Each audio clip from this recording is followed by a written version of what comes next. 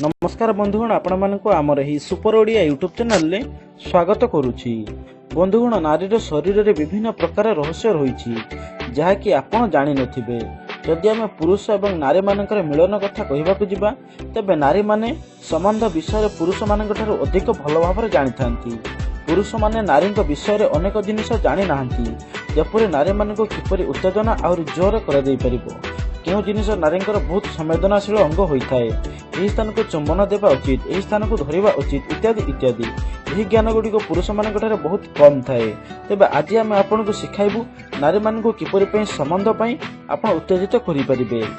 यही गोटे स्थान को चुमी दिंतु, झील जन संबंध तुरंत राजी होइजिबे। एही स्थान में चुंबन देवा द्वारा नारी मानकर अंग गरम होता है एवं सबू तरली जाए। ओठ अनेक कहती जे संबंध करने पूर्व ओठरे किस दे प्रथम आरंभ करने उचित, किंतु यह ठीक नुहे। तेबे प्रथम पुरुष माने स्त्री मानकर पछपट आरंभ करने उचित, झील मानकर पिठी चुंबन दे से उत्तेजित करने उचित। यापर आपण केवल बेक और कांधरे जबरदस्त चुंबन दे नारी मानकर अंग को आपण गरम करें। यापर आपण जेकोसी काम करपारती, किंतु बेकर चुंबन दे अंटा को धरवा द्वारा नारी मानकर छाती फुली उठे।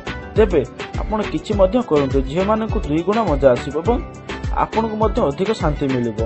तो बंधुगण आमर ये वीडियोटी आपनको किपरि लागला निश्चित भाव में कमेंट कर जणांतु। आमर ही सुपर ओडिया यूट्यूब चैनल को सब्सक्राइब करने सहित पाखरे आसुथिबा बेल आइकन को मध्य प्रेस कर दियंतु। धन्यवाद। जय जगन्नाथ।